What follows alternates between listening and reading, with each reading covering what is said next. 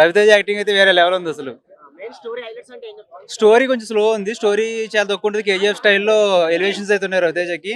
తెలుగులో కూడా కేజీఎఫ్ అనుకోవచ్చు. అనుపమ అది ఒక చిన్న క్యారెక్టర్, ఏంటంటే కథని ముందుకు తీసుకెళ్లే క్యారెక్టర్. క్యారెక్టర్ అంతా కూడా సినిమా అంతా కూడా రవితేజ ఎలివేషన్స్. స్టోరీ కొంచెం తక్కువ ఉంటుంది, రవితేజ ఎలివేషన్స్ ఎక్కువ ఉంటాయి. నవదీప్ కూడా చాలా బాగా చేశాడు. రవితేజకి సపోర్టింగ్ క్యారెక్టర్. హీరోయిన్ క్యారెక్టర్ కూడా చాలా చిన్నగా ఉంటుంది. కానీ స్టోరీ అంతా కూడా వెపన్స్ రిలేటెడ్ ఉంటుంది అనమాట. మనం ఒకటి ఎక్స్పెక్ట్ చేసిన స్టోరీ, కానీ సినిమాలో వేరే స్టోరీ ఉంటుంది.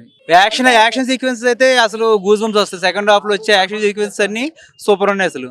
చిన్నబాబుది ఏంటంటే పబ్జి గురించి చెప్తుంటాడు అన్నమాట. సినిమాని పబ్జితో కంపేర్ చేస్తూ చెప్తాడు. పబ్జి లెవెల్లో ఎలివేషన్స్ ఇస్తారు సినిమా అంతా కూడా. సెకండ్ హాఫ్ లో వేరే లెవెల్ ఉంటుంది అనమాట. యాక్షన్ సీక్వెన్సెస్ కానీ గూస్ బంప్స్ వస్తాయి సినిమా అంతా కూడా. సెకండ్ హాఫ్ లో కామెడీ అస్సలు ఉండదు. సినిమా అంతా కూడా ఫుల్ యాక్షన్. ఫస్ట్ హాఫ్ అంతా కూడా రవితేజని ఎలివేషన్స్ తో చెప్తారు. Second half mass, full cinema అంతా ఫుల్ మాస్ అసలు. ఎలాగంటే ఒక కేజీఎఫ్ స్టైల్ ఉంటుంది సినిమా అంతా కూడా. యాక్చువల్ గా డైరెక్టర్ ఒక ఎడిటర్ కాబట్టి సినిమాని ఎడిటింగ్ లో వేరే లెవెల్ తీసుకెళ్లారు. ఎడిటింగ్ అయితే సూపర్ అసలు.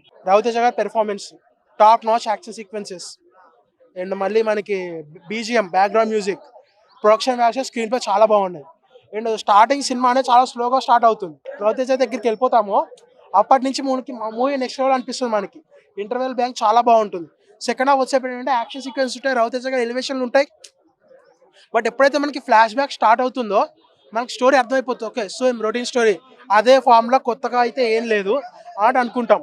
బట్ అలా ఉన్నా సరే చూపించిన విధానం అండ్ సెకండ్ హాఫ్లో మధ్యరాత్రి ఫైట్ అనేది ఒకటి, ఆ సీన్ ఏదైతే చాలా బాగున్నాయి. వాటి కోసం మళ్ళీ వెళ్ళినా తప్పలేదు అనిపిస్తుంది మనకి. ఈ సినిమా డిఫరెంట్ స్టోరీ. ఇది ఒక యాక్షన్ డ్రామా, ఒక అసాసిన్ కదా.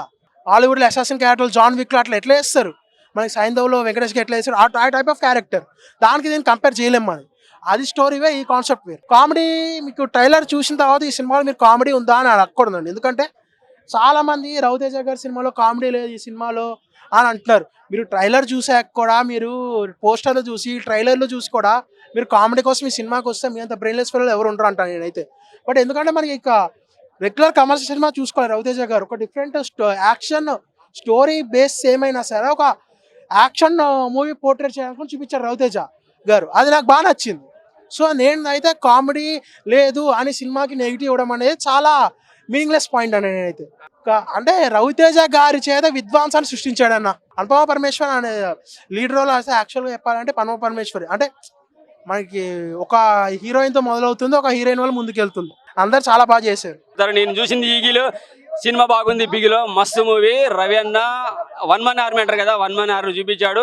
అలా అని చెప్పి రవన్నకు ఎలివేషన్ చూపించాల్సిన అవసరం లేదు. ఆయన ఎప్పుడో కింగ్, ఆయన ఎప్పుడో మాస్ మహారాజా, ఆయనకు చూపించాల్సిన అవసరం లేదు. ఒక పాత్ర ఇచ్చేసి అన్న ఇది కావాలి నాకు చేసుకుంటూ వెళ్ళిపోతాడు. First half just serious comedy పోతే అజయ్ ఘోషనుడు ఆయన పాత్ర, ఇంకో కామెడియన్ పాత్ర, అది కూడా బాగా అనిపించింది. సెకండ్ హాఫ్కి వచ్చేసరికి ఎమోషన్, ఆ గన్ కల్చర్, ఆ కొండ మీద ఏమున్నది, ఈయన చుట్టూ ఆ నక్సలైట్లు, తీవ్రవాదులు, గన్ కల్చర్, ఎమ్మెల్యే గ్యాంగ్ ఈయనని అటాక్ చేయాలని ఎందుకు చూస్తున్నారనే విధానం చూపించాడు. అలాగే కేజీఎఫ్ తర్వాత మన సలార్ తర్వాత బ్లాక్ హిస్ట్తో గన్ కల్చర్ చూపిస్తూ వస్తున్నారు కదా, అలా వెళ్తుంది అనమాట. అంత పర్ఫెక్ట్గా చూపించారు. అంటే పిక్చరేషన్, ప్రొడక్షన్ వాల్యూస్ బాగున్నాయి, కెమెరా పనితనం బాగా అనిపించింది. కార్తిక్ ఘట్టమనేని పేరు ఇంతకుముందు విన్నాను కానీ డైరెక్టర్ రా అని ఏం లేదు ఈ సినిమాకి. కార్తిక్ ఘట్టమనేని, సో ఘట్టమనేని కుటుంబం నుంచి వచ్చిన వాడు కాబట్టి మంచి మూవీతోటే ముందుకెళ్ళాడు. ఇంకా ఇలాగ ముందుకెళ్ళాలనుకోకుండా సెకండ్ హాఫ్ అయితే ఇంకా సెకండ్ హీరోయిన్ ఎంటర్ అవ్వడం మస్తు అనిపించేస్తుంది. ఆమె లవ్ ఎమోషన్, ఒక చిన్న పాప పాత్ర, ఆ పాప అసలు తండ్రి ఎవరు, మళ్ళీ ఈయనకు పుట్టే రవాణాకు పుట్టే పాపని ఏం జరుగుతుంది అనేది మస్తు ట్విస్టులు ఇవ్వాలి. చాలా బాగా అనిపించేస్తుంది. మంచి మూవీ. 3+ ఇస్తాను. సెకండ్ పార్ట్ రాబోతుంది. సో చివరి భాగం కూడా ఉన్నట్టే కనుక సో పార్ట్ 3 కూడా రాబోతుంది. నాకు తెలిసి పార్ట్ 2, 3లో ఇంకా హైప్స్ క్రియేట్ చేస్తారు అనుకుంటున్నా. రవాణాకు దీనికన్నా మించిన హైప్ వస్తా అనుకుంటున్నా. కార్తిక్ ఘట్టమనేని నువ్వు గట్టివాడని మరోసారి నిరూపించుకోవాలి. పార్ట్ 2, 3తో కూడా గన్ కల్చర్తో సర్వనాశనం అయ్యే ప్రపంచాన్ని ఎలా కాపాడుతావో అది చూపించాలని నేను కోరుకుంటున్నా. నవదీప్ క్యారెక్టర్ అన్న త్రో అవుట్ రవాణాతో ఉంటుంది.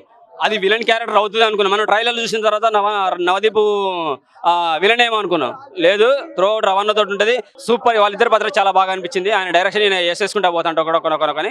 తనకు కావాల్సిన ఆహారాన్ని ఎలా అంత పర్ఫెక్ట్గా దూరంగా చూసి ఆ బలంతో వెళ్ళి పంజా కొడతా చూసారా. సో అన్ని బలాలు రవాణాకు ఉంటాయి అనమాట. అందుకని ఈగిలని పెట్టేస్తారు. మస్తు అనిపించేస్తాయి. ఈ సంవత్సరానికి నాకు తెలిసి ఇప్పటి వరకు రాజమౌళి కానీ ఇంకా వేరే వాళ్ళు ఎవరు రాకపోతే హనుమాన్ మూవీ కొట్టే సినిమా 2024లో రాదు.